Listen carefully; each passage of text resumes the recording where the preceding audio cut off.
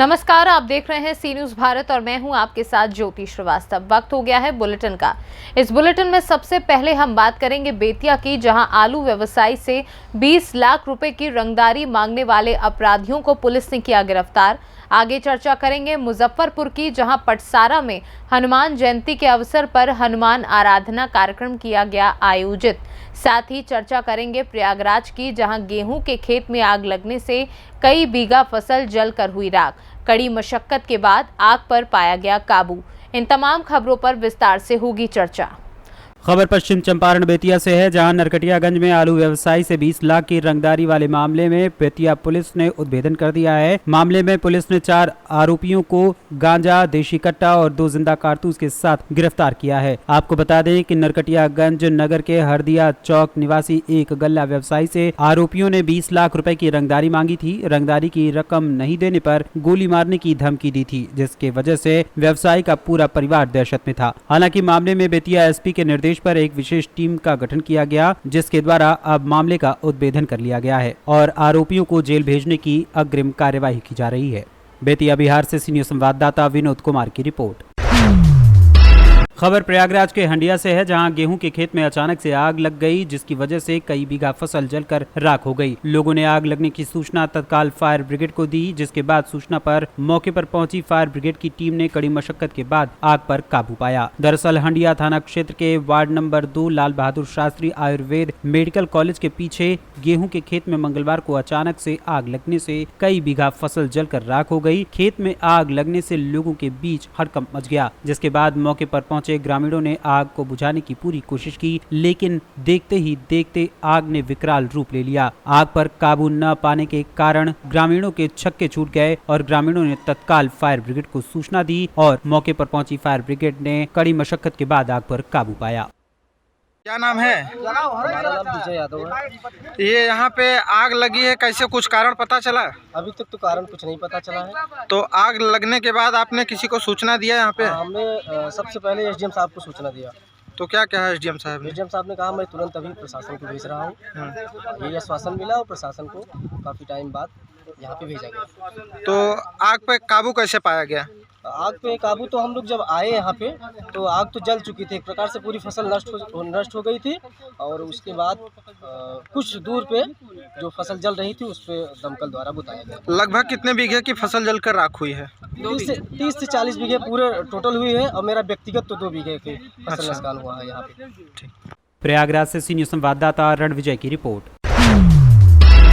हनुमान जयंती के मौके पर बिहार के विभिन्न क्षेत्रों में विविध कार्यक्रम आयोजित किए जा रहे हैं। मुजफ्फरपुर जिले के बंदरा, औराई, कटरा, गायघाट, मुरौल, सकरा, सरैया, पारू, मीनापुर सहित कई प्रखंड क्षेत्रों के विभिन्न जगहों से हनुमान जयंती को लेकर हनुमान जागरण, हनुमान आराधना, संकीर्तन, भक्ति कार्यक्रम समेत विविध कार्यक्रमों का आयोजन जैसी खबरें मिल रही हैं। जिले के बंदरा प्रखंड के पतसारा में हनुमान जयंती के अवसर पर मंगलवार को हनुमान आराधना कार्यक्रम का आयोजन किया गया। इस दौरान संगत एवं पंगत कार्यक्रम भी आयोजित किए गए। सुंदरकांड पाठ का भी आयोजन किया गया। आयोजन मंडल का नेतृत्व कर रहे नवनीत कुमार ने बताया कि हनुमान जयंती के मौके पर हनुमान आराधना कार्यक्रम का आयोजन कराया गया है।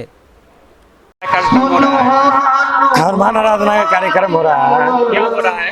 आज महावीर जयंती के उपलक्ष्य में हनुमान आराधना का कार्यक्रम कौन से जगह पर हो रहा है? ये पटसारा है, त्रिकोण टोला। आपका क्या परिचय हुआ? मेरा नाम नवनीत कुमार है। मुजफ्फरपुर से सीनियर संवाददाता दीपक कुमार तिवारी की रिपोर्ट। बिहार के मुजफ्फरपुर, समस्तीपुर एवं दरभंगा जिले के बॉर्डर क्षेत्र के इलाके में स्थित अति प्राचीन बाबा खगेश्वर नाथ मंदिर, मतलूपुर के विश्व प्रसिद्ध बाबा पशुपतिनाथ मंदिर के समरूप नव निर्माण कार्य प्रगति पर है। एस्टीमेट के अनुसार सभी 6 पिलरों का निर्माण मंदिर के सभी दिशाओं को मिलाकर करा लिए गए हैं। आपको बता दें कि पिछले महीने 20 मार्च को यहाँ मंदिर नव निर्माण कार्य का शुभारंभ किया गया था। भारत नेपाल के तमाम अतिथियों की मौजूदगी में विशेष पूजा अर्चना के बाद पहले दिन ही भंडार कोने में पहला पिलर गाड़ा गया था, जिसके बाद से लगातार ये कार्य कराए जा रहे हैं। एस्टीमेट के अनुसार यहाँ मंदिर निर्माण को लेकर सभी दिशाओं को मिलाकर 6 पिलर गाड़ने थे, जिसको पूरा कर लिया गया है। मंगलवार को मंदिर न्यास समिति के अध्यक्ष पूर्व कुलपति डॉक्टर गोपाल जी द्विवेदी एवं निर्माण कार्य में शामिल मजदूरों ने बताया कि 6 पिलर मंदिर के सभी दिशाओं को मिलाकर बनाने थे। सभी पिलर लगा लिए गए हैं। अब निर्माण कार्य का अगला काम जारी है। कितने पिलर अब तक गाड़ लिए गए? 6 पिलर जो गाड़ना था जी मेन पिलर 20 mm और 16 mm का जी वो पिलर गड़ गया और 20 तारीख से काम शुरू हो गया। ठीक है 20 तारीख से लेकर आज 15 दिन के अंदर जी लगातार काम चल रहा है। लगातार काम चल रहा है। मिस्त्री मजदूर इंजीनियर सब देखभाल कर रहे हैं और गांव के समाज के सभी लोगों का सहयोग मिल रहा है। इतना लोगों में उत्साह है जी जो जितना हम लोग सोचते थे उससे आगे आगे काम बढ़ रहा है। लोग उत्साह से सब तरह का लोगों का लगातार सहयोग मिल रहा है। सहयोग मिल रहा है। अभी तक कम से कम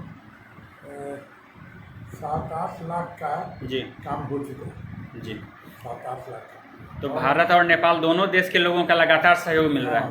सहयोग लोग का है और यहाँ का भी है और आगे भी जो लोग दे रहे हैं जी और अपने अपने परिवार के नाम पर भी जी हम लोग बना दिए हैं 4 कैटेगरी जी जो 5 लाख देंगे उनका नाम गोल्डन अथी में रहेगा सब। कै गो पिलर अभी तक गाड़ दिए हैं? 6 गो अलग अलग जगह पर। हाँ अलग अलग अभी काम कौन सा हो रहा है? वही होता है पिलर वाला। कितना पिलर गड़ाएगा टोटल? 6 गो कर रहेगा। 6 गो गाड़ना था। 6 गो हो गया। अब आगे क्या काम होगा? अब वही प्लिंथ होगा। प्लिंथ का काम होगा। काम लगातार चल रहा है? जी लगातार चल रहा है। चलेगा भी? चलेगा भी। क्या नाम है आपका? शंकर। हम मिस्त्री हैं। हाँ हाँ। मुजफ्फरपुर से सीनियर संवाददाता दीपक कुमार तिवारी की रिपोर्ट। खबर प्रयागराज के हंडिया से है, जहां गेहूं के खेत में अचानक से आग लग गई, जिसकी वजह से कई बीघा फसल जलकर राख हो गई। लोगों ने आग लगने की सूचना तत्काल फायर ब्रिगेड को दी, जिसके बाद सूचना पर मौके पर पहुंची फायर ब्रिगेड की टीम ने कड़ी मशक्कत के बाद आग पर काबू पाया। दरअसल हंडिया थाना क्षेत्र के ward number 2 Lal Bahadur Shastri Ayurveda medical college के पीछे गेहूं के खेत में मंगलवार को अचानक से आग लगने से कई बीघा फसल जलकर राख हो गई। खेत में आग लगने से लोगों के बीच हड़कंप मच गया, जिसके बाद मौके पर पहुंचे ग्रामीणों ने आग को बुझाने की पूरी कोशिश की, लेकिन देखते ही देखते आग ने विकराल रूप ले लिया। आग पर काबू न पाने के कारण ग्रामीणों के छक्के छूट गए और ग्रामीणों ने तत्काल फायर ब्रिगेड को सूचना दी और मौके पर पहुंची फायर ब्रिगेड ने कड़ी मशक्कत के बाद आग पर काबू पाया। क्या नाम है? हमारा नाम विजय यादव है। ये यहाँ पे आग लगी है, कैसे कुछ कारण पता चला? अभी तक तो कारण कुछ नहीं पता चला है। तो आग लगने के बाद आपने किसी को सूचना दिया यहाँ पे? हमने सबसे पहले एसडीएम साहब को सूचना दिया। तो क्या कहा एसडीएम साहब ने? एसडीएम साहब ने कहा मैं तुरंत अभी प्रशासन को भेज रहा हूँ। यही आश्वासन मिला और प्रशासन को काफ़ी टाइम बाद यहाँ पे भेजा गया। तो आग पे काबू कैसे पाया गया? आग पे काबू तो हम लोग जब आए यहाँ पे तो आग तो जल चुकी थी, एक प्रकार से पूरी फसल नष्ट हो गई थी और उसके बाद कुछ दूर पे जो फसल जल रही थी उस पे दमकल द्वारा बुताया गया। लगभग कितने बीघे की फसल जलकर राख हुई है? 30 से 40 बीघे पूरे टोटल हुई है और मेरा व्यक्तिगत तो 2 बीघे की फसल नुकसान हुआ है यहाँ पे। प्रयागराज से सीनियर संवाददाता रणविजय की रिपोर्ट।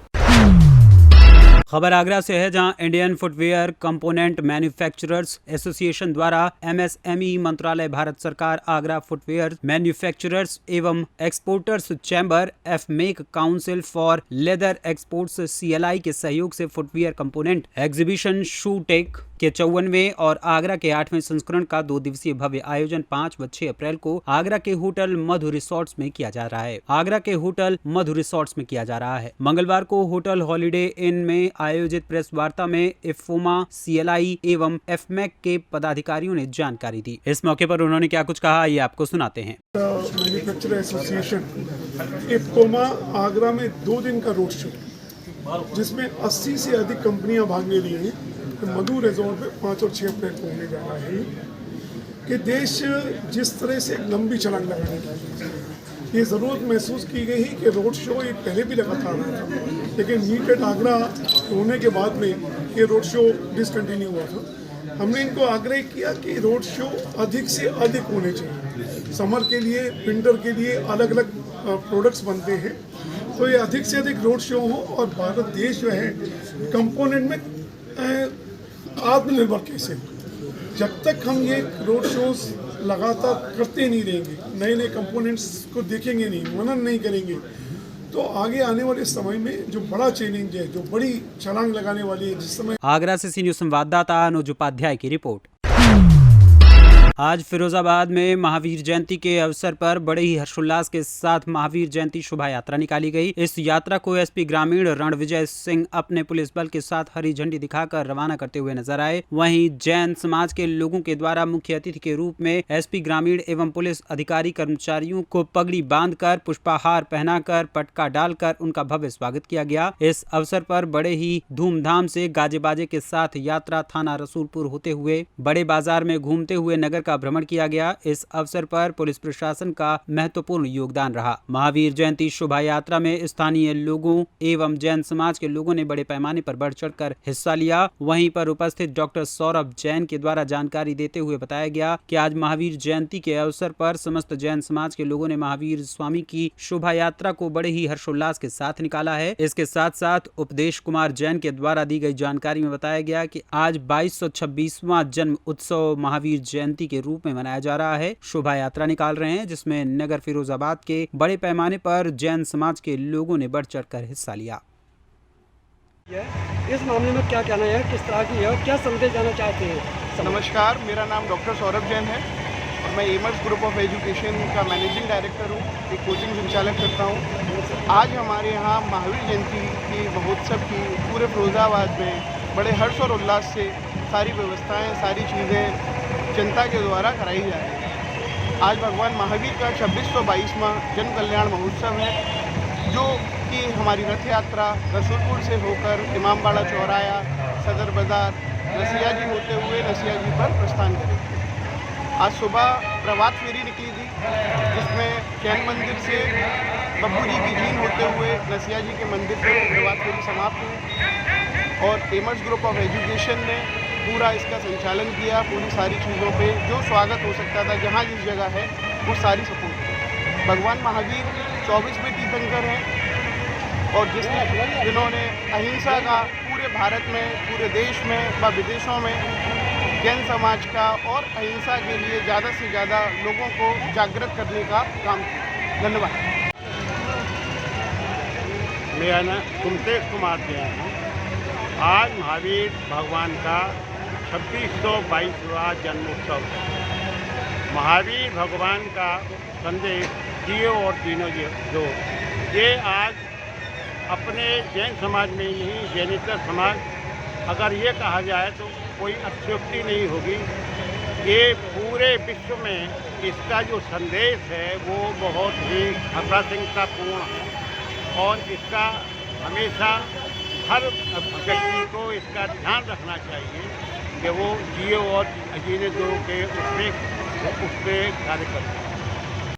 फिरोजाबाद से सी न्यूज़ संवाददाता संदेश कुमार गुप्ता की रिपोर्ट।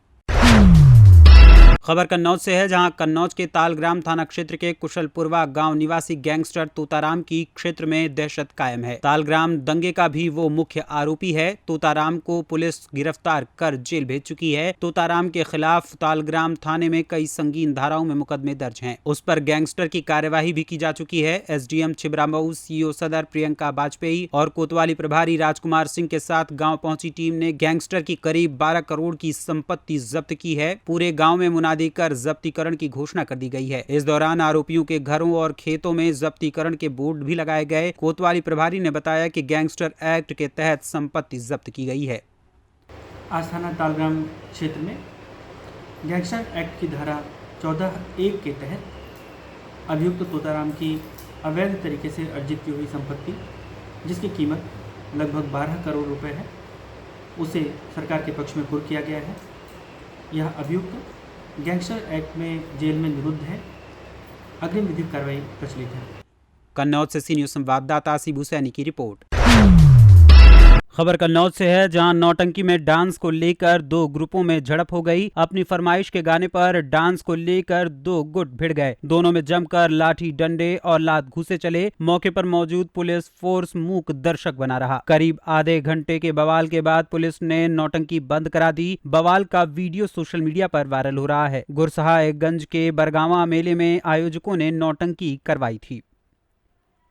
कन्नौज से सी न्यूज़ संवाददाता शिबू सैनी की रिपोर्ट। खबर राजस्थान के बयाना भरतपुर से है, जहां बयाना पुलिस वृत्त क्षेत्र के थाना गढ़ी बाजना पुलिस ने कार्रवाई कर अवैध खनन व निर्गमन के मामले में वांछित 2 आरोपियों को गिरफ्तार किया है। थाना प्रभारी महेंद्र शर्मा ने बताया कि पिछले सप्ताह भरतपुर रेंज के आईजी गौरव श्रीवास्तव व एसपी श्याम सिंह के निर्देश पर पुलिस व खनिज विभाग की ओर से संयुक्त कार्यवाही कर अवैध खनन सामग्री से भरे कई मोटर वाहनों को जब्त किया गया था। कार्यवाही के दौरान ये दोनों आरोपी खनन सामग्री से भरे दोनों वाहनों को छोड़कर मौके से भागने में सफल रहे थे, जिनके विरुद्ध खनिज विभाग के फोरमैन की ओर से विभिन्न धाराओं के तहत मामला दर्ज कराया गया था। हेड कांस्टेबल धीरेन्द्र पांडे के अनुसार पकड़े गए आरोपी थाना क्षेत्र के गांव परौआ निवासी वकील सिंह और साहब सिंह हैं। आईजी साहब रेंज भरतपुर के वांछित अपराधियों की गिरफ्तार के आदेश अपराधी धरपकड़ के लिए अभियान चल रहा है, जिसमें अवैध खनन के थाना गढ़ी बाजना के 2 मुलजिम गिरफ्तार कर न्यायालय पेश किया जाएगा। बयाना भरतपुर राजस्थान से सी न्यूज संवाददाता लोकेंद्र शर्मा की रिपोर्ट। नगर के बरहन रोड स्थित राजीव गांधी यूथ कंप्यूटर साक्षरता मिशन पर वार्षिक उत्सव का आयोजन किया गया, जिसमें कवि सम्मेलन का शुभारंभ एतमादपुर विधायक धर्मपाल सिंह ने दीप प्रज्वलित कर किया, जिसमें विख्यात कवि अकेश अवस्थी, कवि प्रवीण पांडे, कवित्री अपराजिता सिंह, श्रेया की कविताओं ने श्रोताओं को मंत्र मुग्ध कर दिया। कवि दिलीप बघेल और कवि धर्मेंद्र शर्मा ने जोशीली कविताओं ने दर्शकों में जोश भर दिया। कार्यक्रम में विशिष्ट अतिथि एसीपी अरीब अहमद ने भी शिरकत की, तो वहीं गायक अदिति शर्मा और अमन शर्मा कार्यक्रम को रंगीन बना दिया, जिसमें छात्र छात्राएं जमकर नाचे। इसके अलावा छात्र छात्राओं ने भी मनमोहक नृत्य की प्रस्तुति दी। सेंटर डायरेक्टर पवन शर्मा ने सभी को धन्यवाद ज्ञापित किया। आदरणीय पवन शर्मा और सार्थक परिवार द्वारा संचालित राजीव गांधी कंप्यूटर सेंटर का आज 1 साल पूरा हुआ है। तो दोनों ही सम्मानित भाइयों आदरणीय पवन शर्मा जी को और सार्थक परिवार जी को बहुत बहुत बधाई देता हूं, और ये उम्मीद करता हूं इसी लगन के साथ हमारे क्षेत्र के लोगों को तकनीकी शिक्षा देते रहेंगे, इससे हमारे क्षेत्र के युवा कंप्यूटर की शिक्षा प्राप्त कर आगे बढ़ने का काम करेंगे। उनका बहुत बहुत आभार। मैडम जी, क्या अपना परिचय देते हुए और यह क्या कार्यक्रम हुआ है? जी बहुत बहुत धन्यवाद। मैं अपराजिता सिंह क्लास 10 की छात्रा हूँ, और आज यहाँ बहुत अच्छा कार्यक्रम हुआ राजीव गांधी यूथ कंप्यूटर साक्षरता मिशन के द्वारा। बहुत अच्छा लगा, श्रोता बहुत अच्छे थे, लोगों ने बहुत प्यार हम लोगों को दिया और बहुत अच्छी तरह से समाप्त करते हैं। अच्छा, आप अभी 10th की छात्रा हो, आपने ये कवित्री का जो ये वो किया है, कविता की ओर मुड़े, क्योंकि कवियों को माँ सरस्वती का वरदान मिलता है और उनका पुत्र पुत्री कहा जाता है, तो आप इधर क्यों मुड़े हो? आपके और भी फील्ड हैं बहुत से। जी, मैंने कहीं ना कहीं इस देश में घटित होने वाली घटनाओं को देखा है, तो मैंने सोचा क्यों इस उम्र में मैं कुछ करूं देश के लिए। तो मुझे इन सब चीज़ों में और अच्छा लगा। मैं चाहती थी कि मैं इतनी सी उम्र में लोगों को जागरूक कर सकूं, तो मैंने इसलिए फील्ड चुना। मुझे बहुत अच्छा लगा। अच्छा, आप कभी कभी देश विदेश और वो जहाँ जो बड़ा चीज नहीं कर सकती वो कभी कर देता है, लोग कहते हैं जहाँ बोलिए। मैंने वो पंक्तियाँ बेटियों के लिए बड़े मंच पर वो इस तरीके से लिखी गई, जिस देश में हम रहते हैं, हमारे देश में चींटियों को आटा डाला जाता है, जिस देश में एक चींटी के मार तो ऐसे कहा जाता है कि आपको पाप लगा, फिर इस देश में कन्याओं को क्यों मार दिया जाता है, उन्हें क्यों जिंदा जला दिया जाता है? मेरे वहां से ये पंक्तियां लिखी हैं, मैं सुनाती हूँ, सुनिए। सब जीवों पर दया करो, ये पाठ पढ़ाया जाता है, कुत्तों को रोटी और नागों को दूध पिलाया जाता है। जहाँ एक चींटी की हत्या को भी पाप कहा जाता, जहाँ एक चींटी की हत्या को भी पाप कहा जाता, उसी देश में कन्याओं का खून बहाया जाता है, उसी देश में कन्याओं का खून बहाया जाता है। बहुत बहुत धन्यवाद। मेरा नाम प्रवीण पांडे, मैं फिरोजाबाद का मूल निवासी हूँ, और मेरा गांव है फिरोजाबाद जिला मुख्यालय से 7 किलोमीटर दूर पिथौरा, मैं वहाँ रहता हूँ, और पेशे से मैं शिक्षक हूँ, बेसिक शिक्षा परिषद में कविता लिखता हूँ। जैसे आप कविता अभी गा रहे थे तो आप भाव विभोर हो गए थे, क्या कवि की एक विशेषता होती है कि वो तभी फीलिंग्स पहले लाता है तब वो गा पाता है? इसके बारे में थोड़ा सा हमारे दर्शकों को बताइए। देखिए ऐसा है, कविता जो है वो भावों का मूर्त रूप है। जब तक आपके अंदर भाव नहीं होंगे तब तक आप कविता लिख ही नहीं सकते। तो वो जो भावाभिव्यक्ति है वही कविता का मूर्त है। क्या सैड सॉन्ग आप कभी कोई गाते तो आंखों में आंसू भी निकल आते हैं? ऐसा भी कहीं ऐसी स्थिति आई है आपके साथ? हाँ, होता है, कई बार ऐसा हुआ है। एक बार मैं यही टूंडला में सबसे पहले वो पढ़ रहा था गीत सैनिकों का, तो उसमें मैंने देखा कि मैं खुद रो रहा हूँ और सामने जो श्रोता लोग थे वो भी रो रहे थे, कुछ माताएं रो रही थी। तो असर होता है, आप जो फील करते हैं अपने अंदर वो सामने वाले पर। अच्छा, आप आगरा से सी न्यूज संवाददाता विष्णु बघेल की रिपोर्ट। प्रदेश के मुखिया योगी आदित्यनाथ का निर्देश था कि राष्ट्रीय राजमार्ग व राजमार्ग पर कहीं भी किसी प्रकार का अवैध अतिक्रमण यदि है तो उसे सख्ती के साथ ध्वस्त कर हो रहे अतिक्रमण को मुक्ति दिलाई जाए, जिससे आने जाने वाले लोगों को या वाहनों को कोई असुविधा ना हो और भविष्य में कोई अवैध अतिक्रमण ना कर सके। इसी क्रम में शासन की मंशा को मूर्ति रूप देते हुए जिलाधिकारी माला श्रीवास्तव के निर्देश पर अवैध अतिक्रमणकारियों पर बाबा का बुलडोजर एसडीएम न्यायिक राजेंद्र शुक्ला व सीओ सिटी वंदना सिंह के नेतृत्व में शहर के त्रिपुला चौराहे से लेकर मामा चौराहे तक जेसीबी की मदद से हटाया गया। वहीं अवैध निर्माण व अतिक्रमण 1 अप्रैल से 15 अप्रैल तक अतिक्रमण हटाओ अभियान के तहत चलाया जाएगा। वहीं जिला प्रशासन की इस कार्यवाही से अतिक्रमणकारियों में हड़कंप मचा हुआ है। अतिक्रमण होता है उत्तर प्रदेश शासन के निर्देशानुसार 1 अप्रैल से 15 अप्रैल तक जो भी हमारे राष्ट्रीय राजमार्ग हैं और राजमार्ग हैं उनमें जो विजुअलिटी को लेकर के और जो अस्थायी प्रकृति का अवैध अतिक्रमण है उसको आज त्रिपुला चौराहे से लेकर के और इस समय सिविल लाइंस चौराहे पे कार्रवाई चल रही है। इसमें जो लोग स्थायी रूप से निर्माण किए हैं उनका भी नियमानुसार कार्रवाई करते हुए अतिक्रमण हटाया जाएगा। इस अतिक्रमण में नगर पालिका, पुलिस, परिवहन विभाग, प्रशासन ये मुख्य रूप से यहाँ उपस्थित है। NHI का भी सहयोग लिया जा रहा है और NHI की टीम भी जिनका सिविल लाइंस के थोड़ा आगे से एरिया शुरू होता है वो यहाँ मौजूद है, उनके साथ हम लोग आगे की। रायबरेली से सी न्यूज संवाददाता इंद्रेश की रिपोर्ट। बिहार राज्य फसल सहायता योजना अंतर्गत रबी फसल गेहूं की कटनी प्रयोग का निरीक्षण जिला पदाधिकारी मनीष कुमार मीना के द्वारा डुमरा प्रखंड के मुरादपुर पंचायत ग्राम मझौलिया में किया गया। जिला पदाधिकारी मनीष कुमार मीना किसानों के खेत में पहुंचे। गौरतलब हो कि फसल कटाई प्रयोग उत्पादन एवं उपज दर क्षति के दृष्टिकोण से काफी महत्वपूर्ण है। इसके अंतर्गत कटनी का प्रयोग संभावित रैंडम पद्धति से निकालकर प्लॉट का चयन किया जाता है, जिसमें प्लॉट का कट साइज 10 मीटर लंबा एवं 5 मीटर चौड़ा यानी कुल 50 वर्ग मीटर किया जाता है। 50 वर्ग मीटर में किए गए कटनी में कुल 17 किलो 50 ग्राम गेहूं का उपज पाया गया, जिसका प्रति हेक्टेयर 35 क्विंटल उत्पादन का आकलन हुआ। जिलाधिकारी ने स्थानीय किसानों से बात कर उनकी समस्याओं की जानकारी ली एवं उनसे कृषि योजनाओं व कार्यक्रमों का फीडबैक भी लिया। उन्होंने कहा कि किसान हमारे अन्नदाता हैं, किसानों को उनकी उपज का सही मूल्य मिले और उनकी आय में वृद्धि हो, इसको लेकर पूरी गंभीरता से कार्य किया जा रहा है। इस अवसर पर लखीराम मुर्मू, जिला सांख्यिकी पदाधिकारी, जिला कृषि पदाधिकारी, अवर सांख्यिकी पदाधिकारी रणधीर कुमार आदि लोग उपस्थित थे। सीतामढ़ी से सी न्यूज संवाददाता रवि कुमार की रिपोर्ट। सुल्तानपुर लंबा कोतवाली क्षेत्र के बेदूपारा गांव के निकट 4 लेन पर अचानक लखनऊ से वाराणसी जाते समय वन विभाग के जीएम की कार का टायर फट गया और कार अनियंत्रित होकर गड्ढे में पलट गई।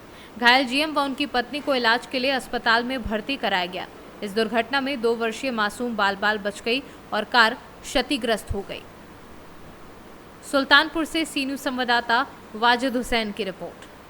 फिलहाल इस बुलेटिन में बस इतना ही। देश दुनिया की बाकी खबरों के लिए आप देखते रहिए सी न्यूज भारत।